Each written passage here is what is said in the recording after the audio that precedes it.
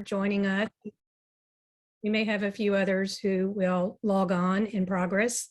We're really glad you're here. I'm Laura Cantrell. I'm the Executive Director of the Coastal Conservation League. And we are excited to be here today with our colleagues from Sherwood Design Engineers. They are here to walk us through recommendations that they have put together as a result of their analysis of the U.S. Army Corps of Engineers Peninsula Perimeter Protection System, aka seawall, aka 3x3x3 proposal.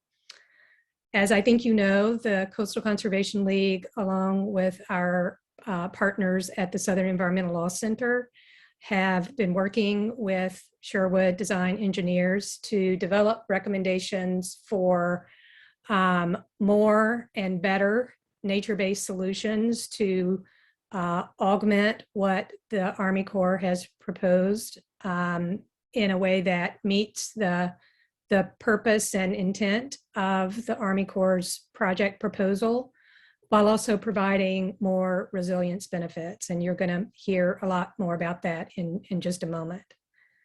Our work with Sherwood would not have been possible without your financial support, and we're very grateful for that.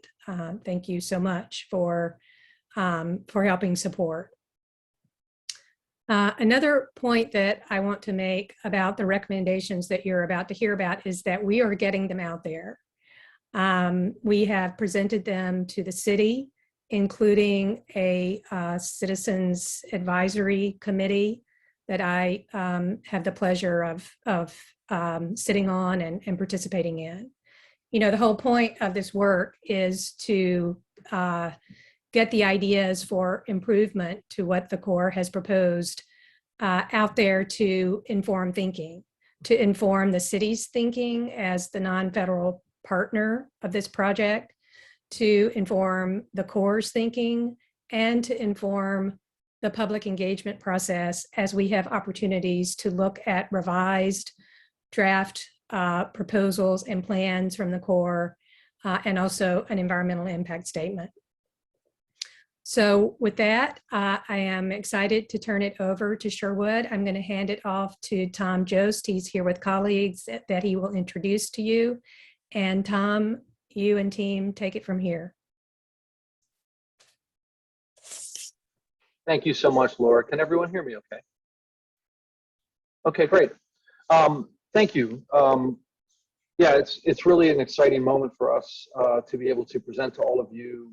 This experience is one that is very important, and we really appreciate the leadership of the Coastal Conservation League in taking these recommendations, helping us to craft these recommendations, and to bring these recommendations out into the community to make them part of the dialogue and the discussion as we evaluate the Army Corps feasibility report, the alternatives analysis that we've done for the 3x3 report.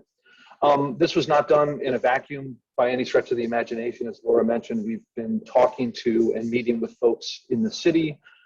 We've also been communicating with others who have been focused on the peninsula. We've gotten input and insights from Rob Young, who's the director of the program for the study of developed shorelines. We interviewed and received advice from Kate Orff and her team at Scape Studio to think about how we might handle coastal protection strategies, especially with the breakwater. And we've met and worked with Keith Bowers from Biohabitats, who's the director of Biohabitats, who is also an author of one of the reports that influence us to think about how to recommend looking at protection for Charleston that we would consider to be resilient. And so we're going to do about a 20-minute presentation. I'm going to kick it off. I'm going to turn over to Jim Remlin, who's the director of our Atlanta office and one of the designers of this project. And Robin Chaconis is also joining us, another one of our designers on our team out of the Sherwood office in LA. We obviously did a tremendous amount of review of the 3x3 report. Our work started way back in June of last year, just as we were going through the first round of comments. This is when the Coastal Conservation League and SELC put forth, really threw down the gauntlet of what they saw needed to, or might be lacking in the 3x3 report, and also needed to be incorporated into future considerations.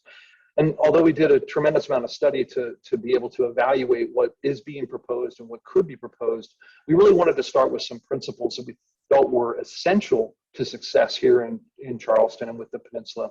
And the first is thinking about a layered approach. And as you folks all probably know well, the 3x3 report talks about a single protection mechanism, the wall, designed to a single year, 2050, and it creates a kind of a monolithic singular approach. And as we approach resilience at Sherwood, and as we think resilience should be approached by all, we need a layered approach. We need an approach that is flexible and adaptable and prepared to handle what we do not know yet about climate change and the challenges that we're going to face in the future. The second is that we need to think beyond any single component of resilience. In the case of the Army Corps project, and in the case of how they approach work, they really are looking at a single challenge, the protection against flooding from coastal flooding. But resilience in Charleston means so many things, right? It means economic resilience, it means community resilience, it needs to consider subsidence and interior inland flooding. And so when we approach a project, even if we're looking to solve for one major influence, we have to consider all the influences that could impact upon any condition. In the case of Charleston, all of the conditions I just mentioned, and think about what we might do to protect against sea level rise and coastal storm flows could be incorporated into a much more holistic resilience for all of Charleston, so that other projects can be connected into the project that we may be putting forward, and we can get further with our approaches and be more resilient. And finally, and most importantly, we feel nature as protection. Nature, really speaks to the ability to adapt, bringing nature back into the challenge of protection. Provides us with so many options for long-term resilience and creates an environment that has many benefits beyond just the protection benefit and has an ability to adapt. And so nature's protection, holistic resilience, and layered approach are really at the foundation of how we approach all projects, and certainly the project here in Charleston. One of the real opportunities here, speaking specifically about nature's protection, is that the Army Corps, within their own infrastructure, within their own work efforts and planning, have a component of the Army Corps called the Natural and Nature-Based Features Division, a group that is looking at nature-based solutions as potential solutions for places like Charleston. It's a program that is moving forward. It's a program that we feel, if brought forward in Charleston, would really accentuate the need for nature-based solutions. And so really we can look within Army Corps itself for some of the solutions we're proposing as part of what we're doing here today. Just to recap very quickly, because we have been looking at this feasibility report for some time, it's a $2 billion project with a 50-year cycle. The proposal is for a 12-foot high, 7.8-mile-long concrete wall, which is surrounding the peninsula. And the exact location of that wall is open for discussion, but what we're really looking at is the nature of protection and really redefining the protection, not as wall, but as place-based solutions integrated into the communities that we are protecting. This wall really is 16 feet high. I'm sorry, in addition, there's a 16-foot high, 4,000-foot long granite rock wave attenuator that was in the original proposal that we felt had tremendous merit and would like to continue to have be considered as we move forward. And then some of the issues facing the community is that it is a community of significant wetlands. Much of Charleston is in the floodplain. We are very much conditioned and expecting that storm surge will have a continued impact. We are dealing with sea level rise. And in the Army Corps report, they talked about the no build solution or the no project condition costing economically over $11 billion over the next 50 years. We wanted to evaluate that site context because the site context itself, I think, leads to many of the solutions that we're talking about. The filled-in wetlands in the picture on the far right lower corner kind of gives you a sense of how much Charleston has been built in, and how those wetlands have diminished over time as we've populated the peninsula. And we see an opportunity to continue to bring nature into the new dynamic of Charleston. I think also importantly is the demographics. 7 million people visit Charleston every year, generating $8 billion in the local economy. And also, I think we have to look at the climate change conditions.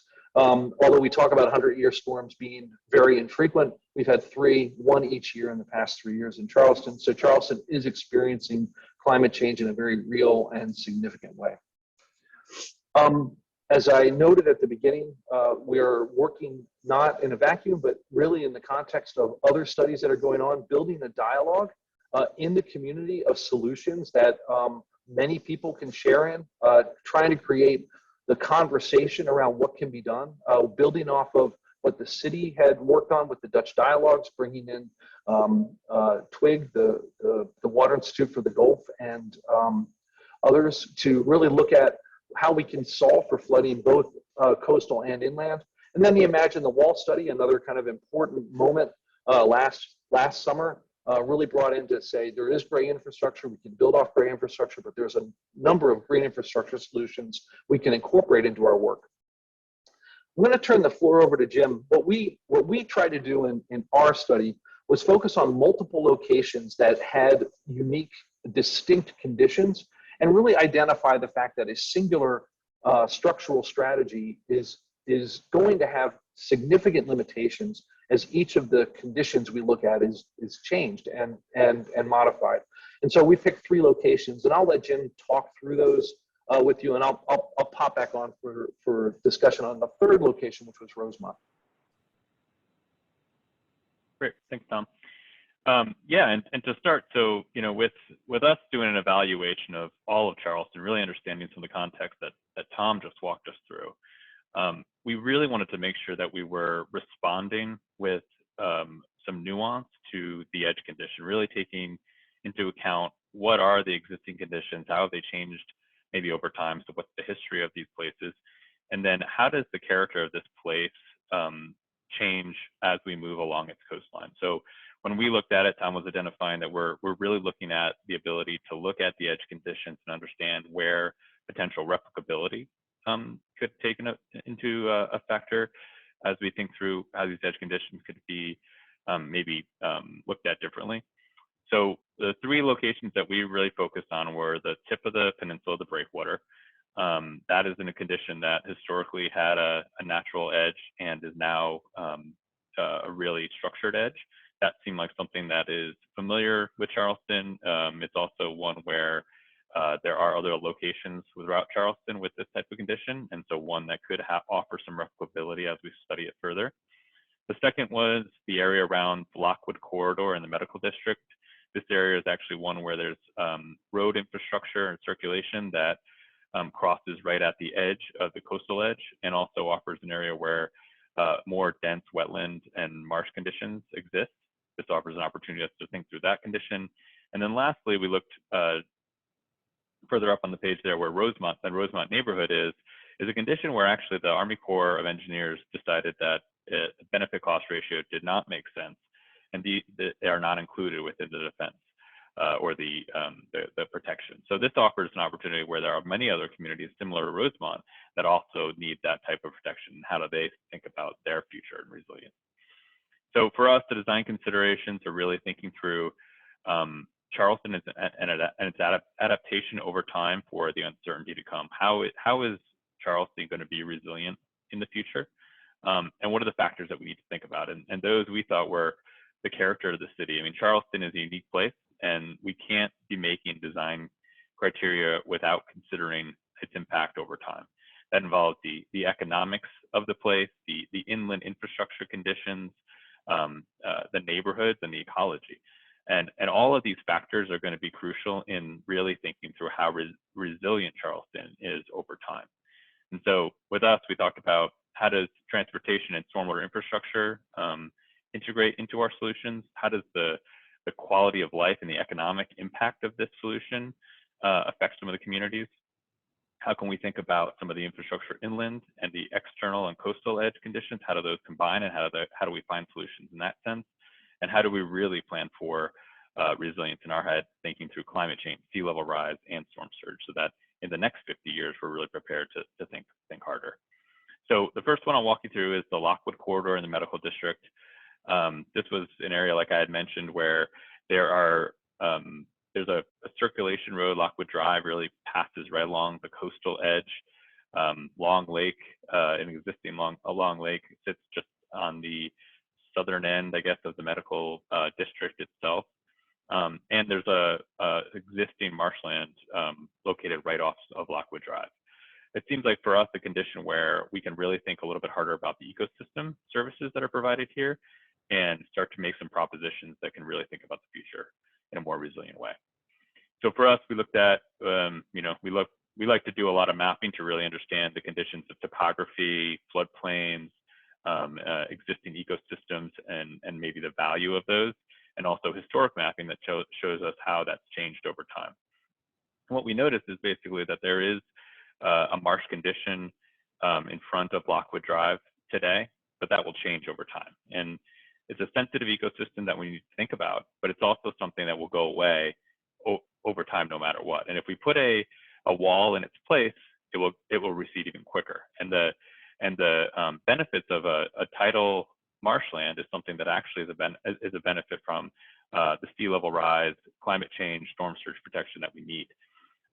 This area is one that I mentioned had some of the largest concentrations of marshland in that area. It also has some of the most critical infrastructure in this area, with the medical district and the universities within that whole district, a neighborhood right adjacent to it where there's already stormwater issues that are getting resolved and improvements needed. And another interesting one was that it also acts as a circulation route. So all those factors combined helped us to really frame up what are our conditions that we're really designing to. And again, to go back, one of the main drivers for this work is to make sure that we're providing solutions that are still taking into account the Army Corps' approach. We have to protect against storm surge. We feel like for resilience, we need to take into account the character of the space and the neighborhoods that are affecting it that really are super valuable to Charleston in the long run, that affect the economics of the place, and really make Charleston as unique to not only the visitor, but its community. So it's a really place-making opportunity that this project has an opportunity to really think through. We also want to incorporate all the inland and coastal changes and understand how some of our protection opportunities can really create stronger resilience along this edge. So for us, we looked at, what's happening today. And today we have a 4-lane road, a Lockwood Drive. We have minimal protection. We have a tidal marsh that's helping to dissipate some of the energy. With the future condition of what the seawall Army Corps is presenting, they're providing protection, which looks in the form of really just a concrete barrier. This is something that will, again, take away, it will diminish the tidal marsh's success over time. And with that, well, the concrete barrier will actually offer as a deterrent to views, to access. It'll change that makeup of that entire area from the ecology standpoint. So for us, we wanted to think through what's that neighborhood dealing with today? How do we think about this edge in a more constructive way? And for us, we've walked through a few different options here. Option one being, if we really think harder about the future of circulation and transportation, we learned that basically Lockwood Drive has been shut down for a day or two every month, actually, which is causing a lot of maintenance issues as well as shutdowns, which means that the performance of that street is going down. And we're throwing money at a problem that might not be something that we should be throwing our money at. Instead, let's rethink about how that circulation patterns can exist in the future. So option one takes away 2 of the lanes, provides a horizontal levee that increases the expansion of the coastal wetland by providing still circulation, but also an ecological edge that offers a way for folks to get up on top of it, potentially create some access and some pathways across it. And then option 2A and 2B is really thinking through circulation over time. If circulation needs to stay, there's opportunities to think through how to embed circulation within it. This has been true at analysis of around Brooklyn Bridge Park and the BQE, ideas really where circulation can be embedded into solutions and also into stormwater solutions. And then option 2B is probably the more ideal one, is if circulation can change and opportunities to rethink further with the city, could this become a larger linear park? And that's an opportunity that we think could allow for even further resilience over time. What happens in 50 years? How can you build onto that horizontal levee? How can this actual improvement, this $2 billion investment, turn into something that's really benefiting the economics, the placemaking of Charleston in the future? So this is our graphical, vision of what we think this corridor could be, and with some abilities to replicate in areas where there is existing marshland and is the opportunities to think through the community's embracement of this edge.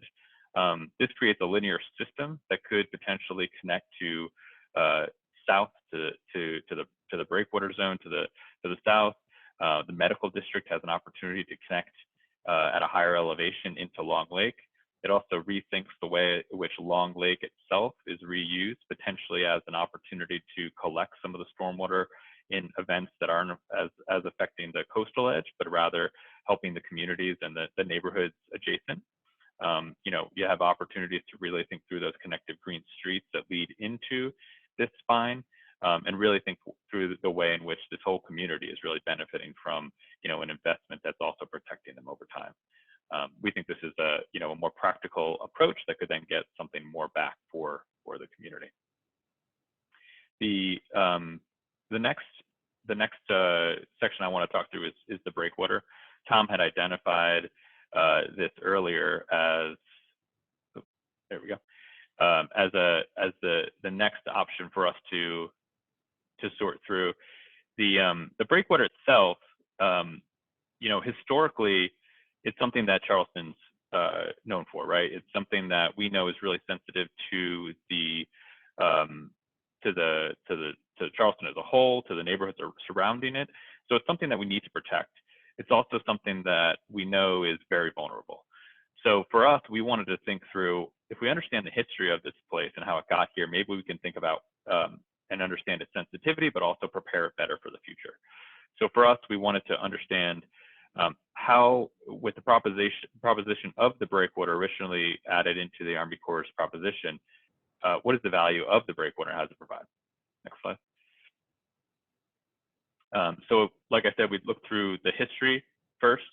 This, for us, told us that there was an historic marshland right at the tip of the peninsula, which is unique to think about and to consider, because with the proposition of all of the future storm events and storm surge affecting the coastal edge here, that means that they had natural protection earlier. The Breakwater was provided, reduced some of that, and we think there's a way to probably build that back. And so if we go to the next slide, we can really keep in mind that the main drivers here for us was making sure that we're allowing for the equivalent level of protection that the Army Corps is providing, so storm surge in the next 50 years. We can have an opportunity to build back that history of the ecology and also maintain and thereby build on some of the culture and character of the space.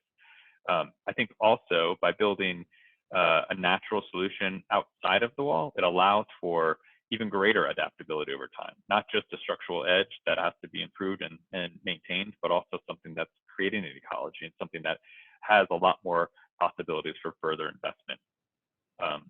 The co-benefits of this obviously are, if you are co-optimizing storm surge, wave energy dissipation, it helps to reduce erosion right at the foot of the actual wall itself. It also allows for sediment deposition, so allows for habitat creation, ecological communities to thrive over time.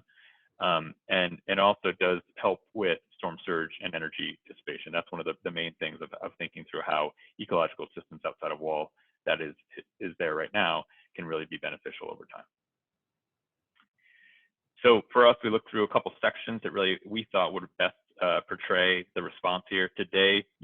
First, the top kind of section shows really what we have.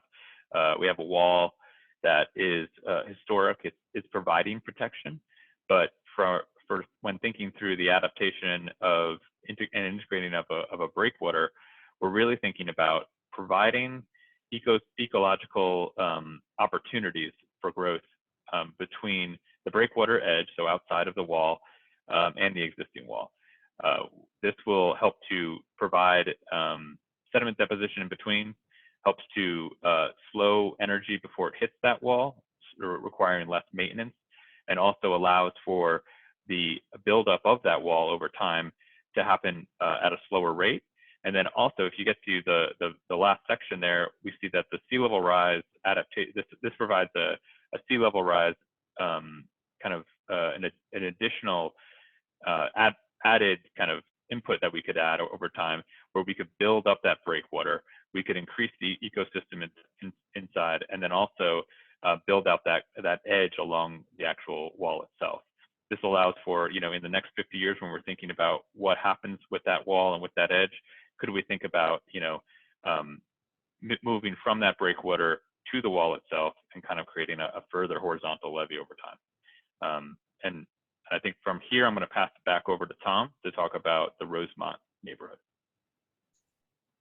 Thanks, Jim. And I think, we've titled this report Beyond the Wall, and I think it's a really apropos name for a number of reasons, both physically dealing with communities that are not within the protection scheme, but also really having that visionary thinking and really thinking about how we can create this long-term resilience. And if you'll notice with what Jim has been talking about in all three of these conditions, we really look for a way to integrate gray infrastructure and green infrastructure, prepare a way for us to create a natural environment at the edge that can adapt, that can be in place over time and be part of the solution for protection. Rosemont is no different.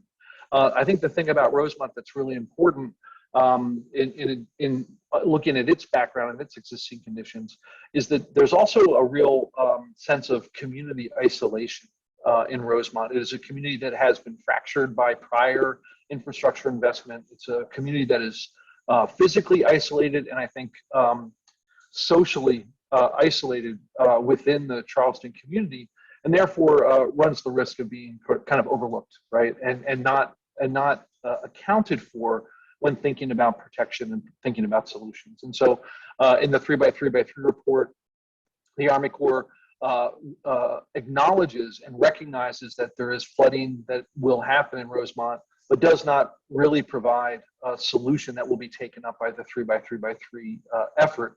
That solution could be taken up by others. And we think that we have to find a way to build the solution for places like Rosemont as part of this process. Some of the real challenges I think that we face is really bringing the community on board. And CCL has already done a tremendous job of connecting with the community, making them aware of this process, making them aware of the risks. And I think that's step one in really identifying how do we come up with a solution for a place like Rosemont. Some of the design drivers are that there's this incredible marshland that connects to Rosemont, but that marshland is not necessarily integral to the community. It's not utilized necessarily by the community in a manner that I think could really expand its quality of life and its economic opportunities.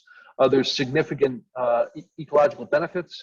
At the same time, there's significant inland flooding, ponding, a lot of issues associated with adjacent infrastructure, the new sound walls that are being built adjacent to the community where they have off-ramps from the highway are creating ponding now. There's nowhere for the water to go. They're increasing the amount of water that's going into the marsh and therefore polluting the marsh.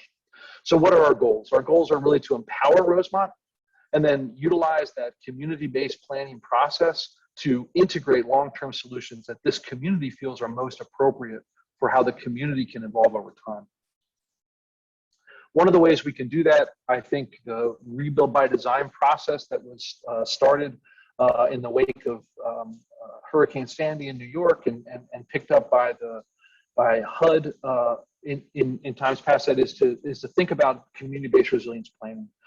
This is Rosemont's a community that needs to identify with its challenges and then build some of its own solutions for how it most appropriately could approach its form of resilience, whether it's elevating houses, whether it's fixing the roads, whether it's solving for inland flooding. We need to have an engaged conversation, and a resilience plan as part of this process would take us a long way forward to having an understanding of the best way to approach resolution within the community. And there's a whole wealth of examples of projects of this nature that have given a platform or a blueprint or a framework for how you could build resilience long term, and what are the projects you need to do immediately, what are the projects you want to build in longer term. One of the elements of what we wanted to do here was to provide some opportunities, to give Rosemont some ideas about how it could approach resilience. And one of the first things we hit upon is, the existing condition and the roadway condition.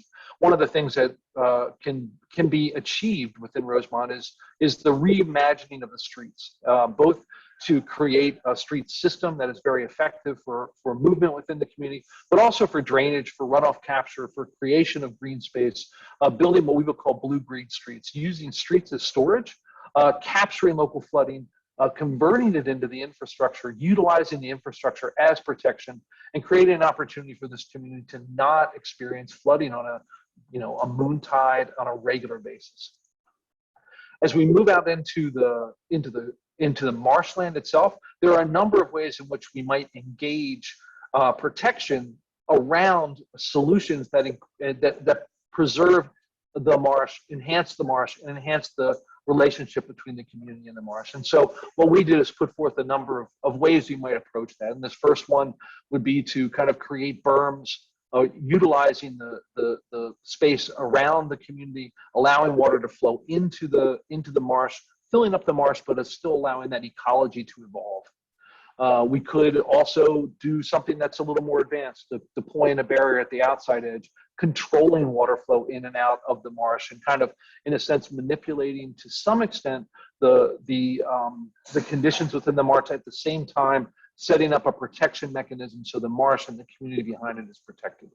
And then the third would be really kind of looking to build up the marshland directly adjacent to the community, creating, though, a natural system so that people can still manipulate the space, connect into the marshland while protecting the area adjacent to the land as a natural feature. So there's a number of ways in which we can look at Rosemont, again, thinking about the engagement with the community being the first step in that process.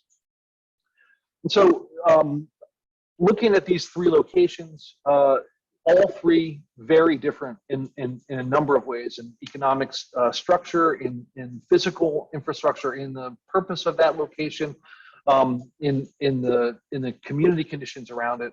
But all of them, I think, have solutions that can be adaptive, that can be layered, that can be natural. And so really thinking about protecting with nature-based solutions, we wanted to illustrate in all of these communities that particular approach is going to be different, but it can be achieved in all three of these locations. These are emblematic of many other communities, many other spaces in the community of Charleston that need the same kind of identification of what is the approach from a nature-based solution that we can achieve. And then that really ties into community-based solutions. When you talk about the medical district, how do you approach that community specifically? When you talk about the waterfront where the Breakwater is, how do you approach that community? Same with Rosemont. And so preservation of neighborhood character and community-based solutions are also critical to how we need to approach this 3x3 process, 3x3x3 process. Jim, why don't you kind of take us home with the last three bullets? Sure. Yeah, I think, like Tom said, I mean, our guiding kind of recommendation was protecting the right way, really thinking through what's unique about the edge. And that's why when I was starting to walk through kind of the edge conditions, really understanding them and really understanding that each one is unique, and that the solution has to be something that really relates to that edge, and also relates to the community that's affecting it. So for us, the idea of thinking about layered protection, not just one, but multiple, thinking about the ecology as well as the hard, kind of adaptability of the protection side, is something to think through, and also really making sure that we're really being sensitive to what the future holds for Charleston and those communities. Thinking about what infrastructure is coming, currently, what the improvements are needed, and what's going to happen in the future to make sure that those communities are really set up to be able to respond appropriately. And for us also, lastly, is really just to make sure that the ecology, history, and the community, I mean, those are just drivers for Charleston, and they need to be drivers in the solution. And we think that by building, something that this hopefully presents an ability to replicate, solutions, and to give the Army Corps some multiple ways to kind of think through approaches to this edge condition. We hope that those are valuable values that they consider when making, final decisions. Jason, I'll pass it over to you maybe for any closing remarks as we get into questions. Great, thanks so much, Tom and Jim. This was a great presentation. And once again, if you have any questions, comments, thoughts, please submit them into the Q&A by clicking on the Q&A tab at the bottom of your screen, and we'll go through a moderated question answer discussion at this time. And a couple of thoughts just to think about for next steps throughout this process. So we are currently in a period where for this specific report that Sherwood Design Engineers has been working on, we are in the very final editing stages, and we'll be releasing the digital copy to you all attending today, and to all of the public and our members at CCL. Hopefully by the end of the week, perhaps beginning of next week, we're just getting the final T's crossed and I's dotted. So we're very excited to be able to wrap this up and get the more detailed report in your hands. And if you requested a printed copy, getting that hard copy printed and sent off to you.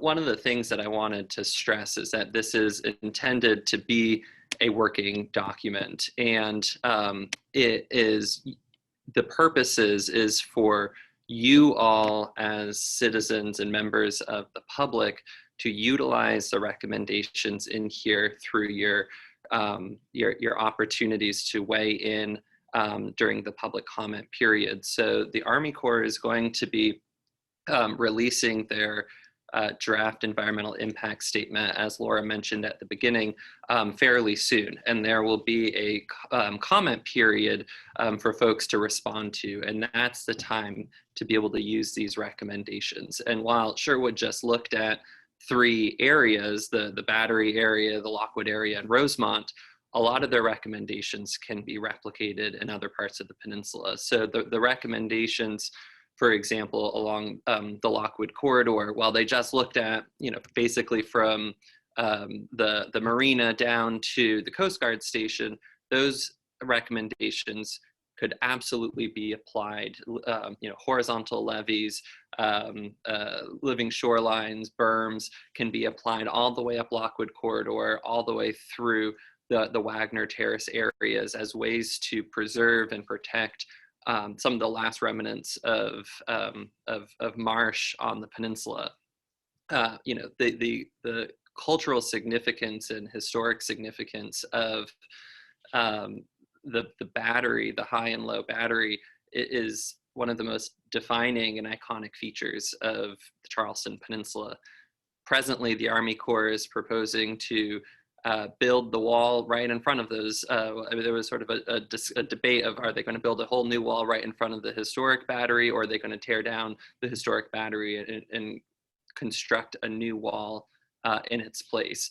The recommendation of Sherwood's recommendation of bringing the breakwater system back, but in a new design, sort of reflecting and replicating the historic shoreline that was filled in over the centuries, but putting that back in a pattern that could recreate and restore habitat that's been lost over the centuries, is an opportunity to not only benefit the ecology, but preserve this important historic and cultural resource, which is the Battery, by providing that ability to reduce the erosion and wave energy that hits that structure, and give the opportunity for it to last another 200 years. So these are the ideas that we wanted to really to share with you all, that we will be working with in the coming weeks to put together talking points to share with you all to utilize as you do your public response as this process continues to move forward. So one of the questions that we have received so far is, how likely is it that the Corps will incorporate any of these solutions into its project funding? Well, that's a great question, because without the public engagement, without you all responding to the public comment period, without you all advocating to your city council representatives, again, the city is the non-federal sponsor, so the city also has to sign off on the ultimate recommendation whether or not to move forward with this project. So by insisting through the public comment period that these are the types of recommendations that you want incorporated into the design, that you want natural and nature-based solutions, that you have specific examples similar to what the Sherwood design team has put forward, incorporated into the plan, it builds that public record for the argument that this is what Charlestonians want and demand to have if this is a project that's going to move forward.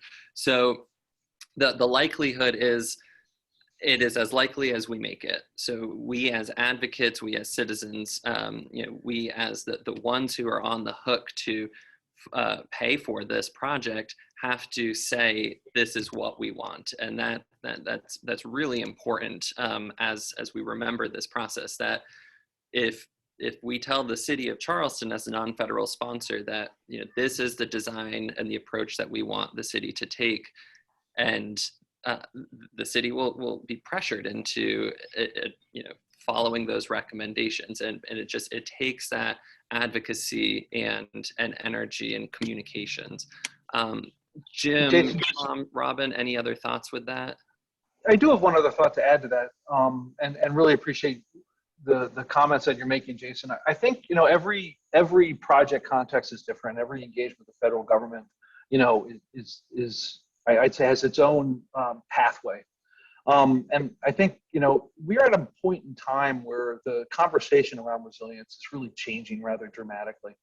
And I think that we're at a point in time with the Army Corps where there is a lot of sentiment, a lot of consideration, a lot of research going into how they can be resilient, how they can develop projects that can be resilient. And I think we really have an opportunity in Charleston to pilot what can be a modification of what Army Corps may have done in the past, and an evolution, I would say, of what they've done. And I think one example of that is that they came into this project promoting what would be called a negative declaration, that the environmental impact of this project would not be significant, they can move forward. They've already modified that. Through the efforts of CCL, through the efforts of SCLC and others, and saying, look, this is an environmental impact, and you need to look at this more carefully.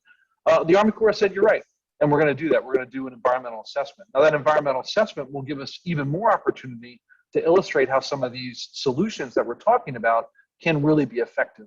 And it expands, in our mind, the way in which they would approach the review. And so this involvement is extremely important. The conversation is important, but I think it's already making inroads, and I think there really is opportunity here to effectuate change.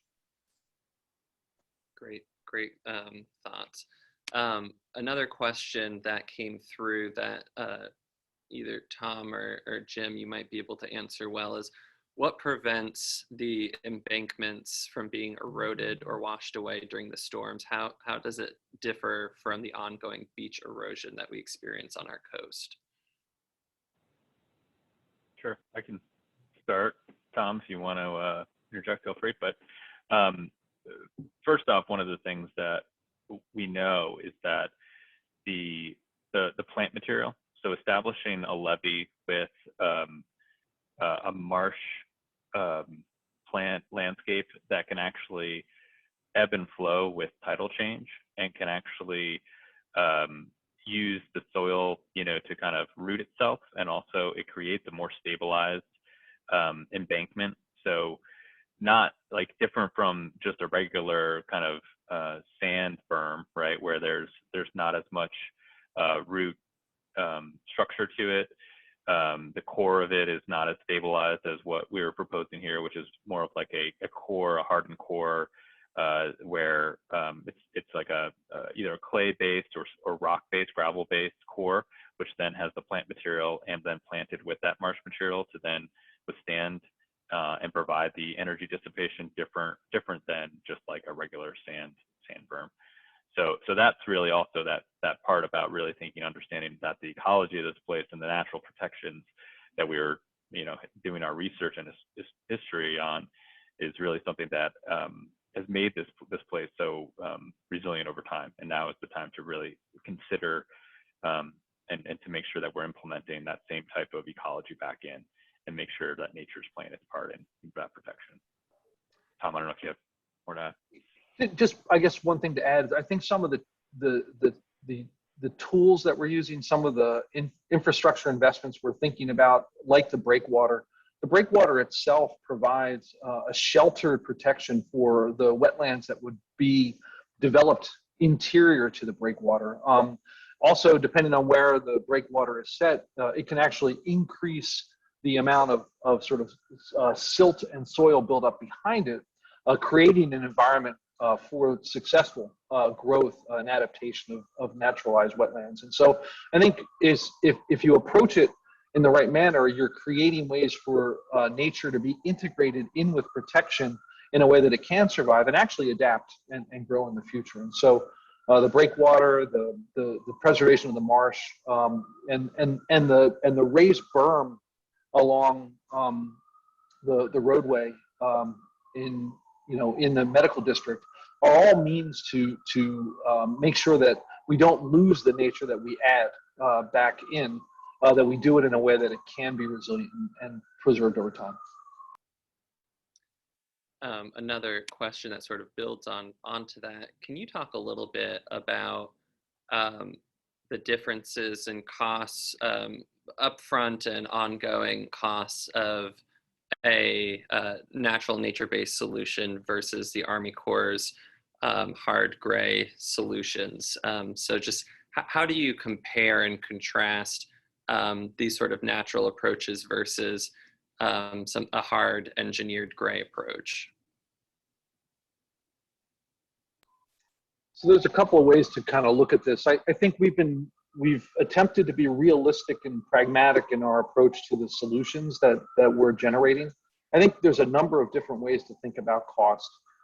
You will obviously experience in building in natural and nature-based solutions a need for maintenance of those facilities, and that the nature of that maintenance is different because you really need annual maintenance. It's as if you have parks that you have to maintain, and you're gonna have to come up with ways to do that. If you just build a wall, then the capital programs are every 10 years or every 20 years where you're fixing cracks in the wall, you're repainting the wall, or you're doing something along those lines. And so the nature of how you fund the maintenance is different, but not necessarily more expensive. I think the real cost that you need to think about is the kind of economic loss, the cost of the building the way that you build.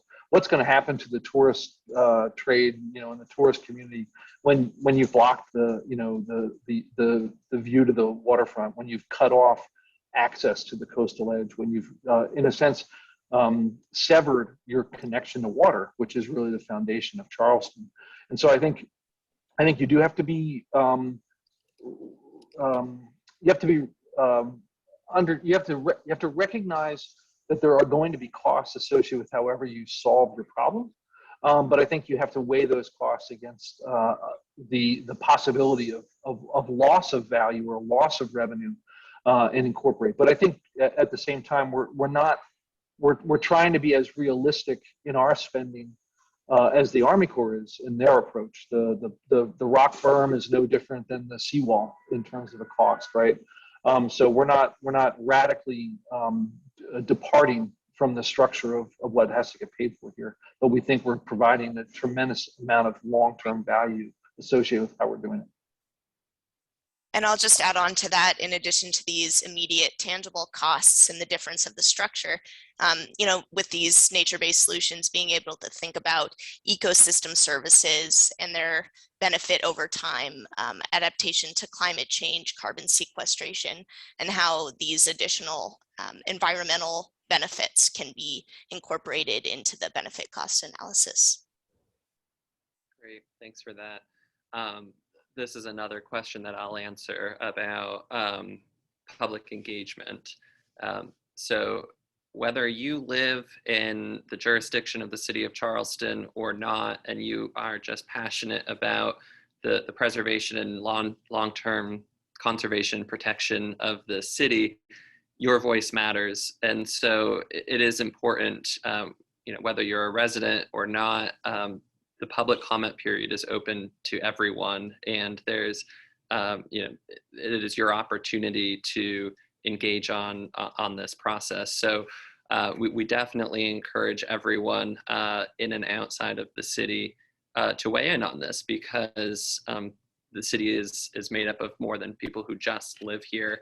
And there are people who come in for a day, there are people who spend a little bit of time, there's people who bring their families. And so your voice matters, whether you are specifically a resident or not, or whether you live in the peninsula or in Mount Pleasant or James Island, West Ashley, North Charleston, or outside of the state. If you're paying attention to this, it is absolutely valuable for your voice to be heard in this process. Jason, could I build on that just to give people a sense of timing and what to expect? And we will be communicating this in our advocacy around this issue, and helping people understand about timing and how to find information. But it's our understanding, at least as we know it right now, that the next version of the draft proposal from the Corps will be released on September 10th. And that will include the draft environmental impact statement. They're going to come together as a package. So they've revised their proposal based on a previous public comment opportunity. And we will have a chance to see what kind of revisions they make based on those public comments and other analysis that they've done. And they will release the draft environmental impact statement.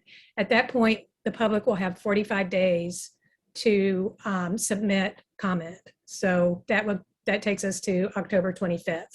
So keep an eye out. And like I said, we will be making sure that people know how to find this information and how to submit public comment. Thanks so much for that. Okay. There are no further questions.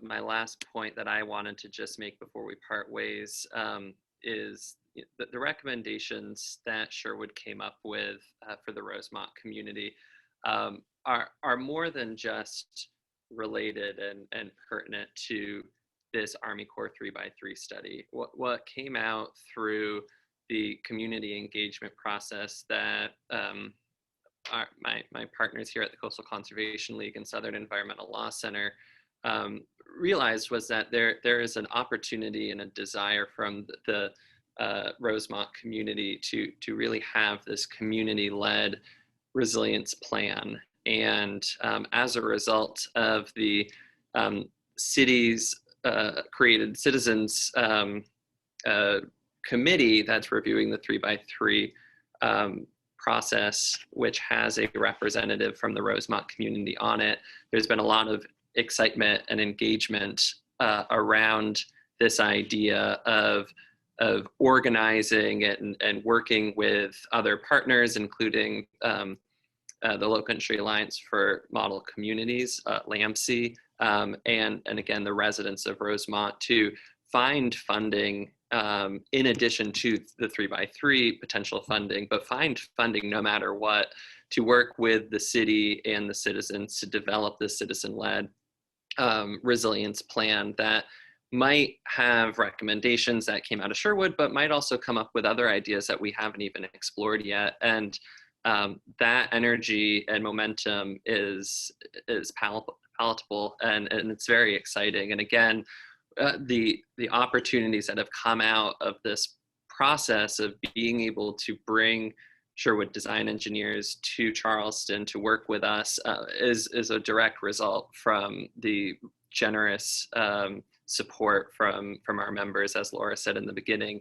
And your voices are being heard. The city's 3x3 committee was created because of the public comment process. The EIS, as Tom mentioned, is happening because of the public comment process last year during the first round of engagement. So we as citizens are influencing this process, and it's it's slow. Sometimes it feels like you're beating your head against the wall and nothing's getting done, but things are happening and the process is working, and we are setting a model for other vulnerable communities in the nation. And so I'm just going to stress again, we are doing this to create tools for your voices to be heard and to empower you. And we are going to continue working with you all on this, and we couldn't have done it without you. And we can't do this, Charleston can't do this without you. So again, you will be getting a follow-up email from us with both the recording of this presentation, which is also going to live on the Coastal Conservation League's website, but you'll get a digital version of the final report that will be able to be shared with everyone. We'll be sending out to all members and posting it again on our website. We'll be working on developing talking points to help you during your public comment process in the coming weeks. And also, if you have requested a hard copy of the report, we'll be getting that printed very soon, and we'll be able to give that to you as well. And I just want to say thank you again to everyone, particularly Tom, Jim, and Robin, and our partners at the Southern Environmental Law Center for being able to develop such an exciting list of recommendations to improve the natural and nature-based solutions for this 3x3 proposal here in Charleston. Thank you, Laura and Jason, and everyone who is involved in this. It's been a great experience for us as well. Great. Thank you all, and looking forward to more to come. Take care.